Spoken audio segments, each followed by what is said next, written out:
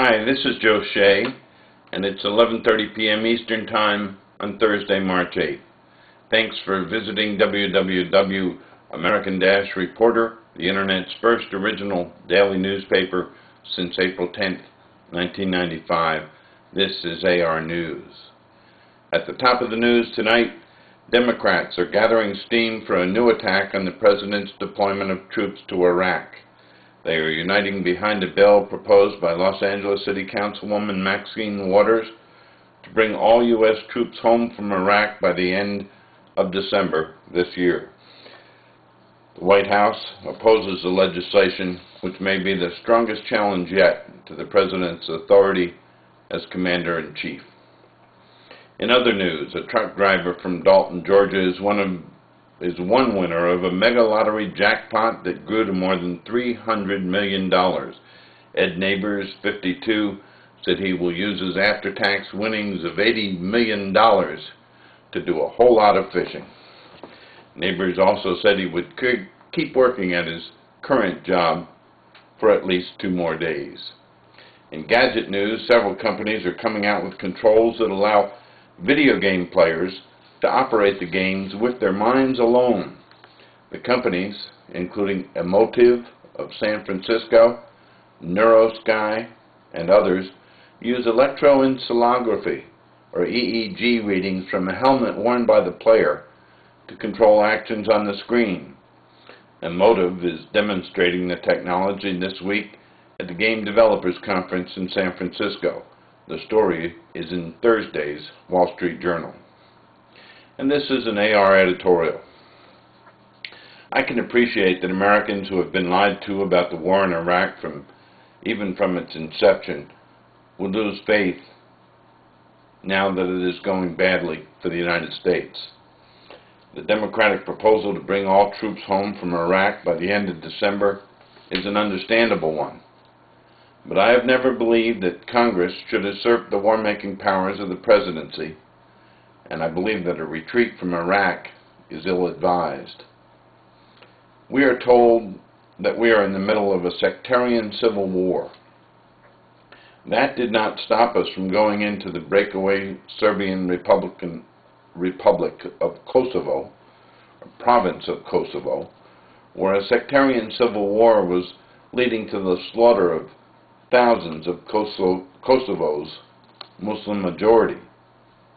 And it should not be a reason from withdrawing from Iraq, where the possibility of much greater bloodshed is as real and obvious as today's headlines. The fact is that the United States removed the head of state in Iraq, a war criminal whose brutal tactics had suppressed the sectarian civil war that is now exploding all around us.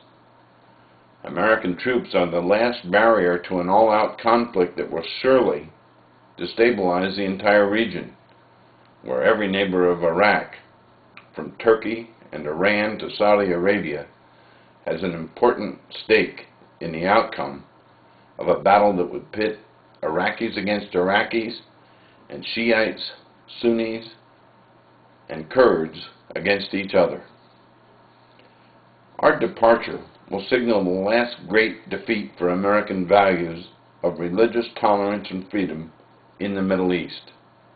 And it will fundamentally dishonor all the young men and women of our volunteer armed forces who went to Iraq ready and willing to stop the viral spread of radical Islamic fundamentalism. And it will certainly provoke some difficult decision-making for Israel as it tries to secure its future in a Middle East that will become increasingly dominated by extremist regimes. Pakistan will be deeply threatened, and if President Musharraf's government then falls, radical Islam will be in control of that nation's future, with potentially deadly consequences for India.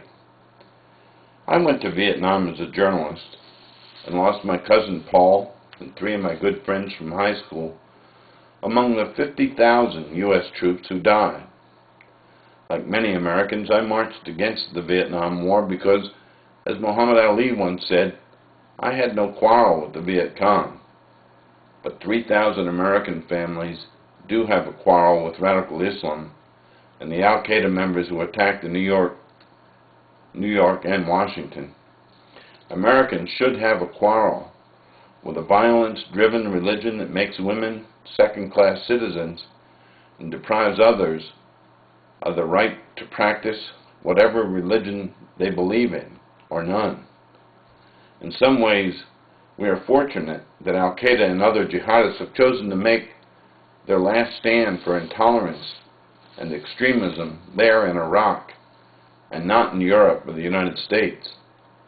And that is the fundamental reason we are in Iraq, not for oil, but for a victory over the same kind of mindless fascism Adolf Hitler presented in the 1930s. This is a war we must fight and must win. Despite the headlines, progress is being made. Telling our enemies in Iraq and elsewhere when we are leaving only puts more of our troops at risk and allows the enemy to develop strategies that will help them inflict the greatest harm on our soldiers. It is not a time to quit the fight. Now is a time to take a stand for what is right. That's the news for now. It's 11:38 Eastern Time. Have a great night and a fine tomorrow. This is Joe Shea for the American Reporter.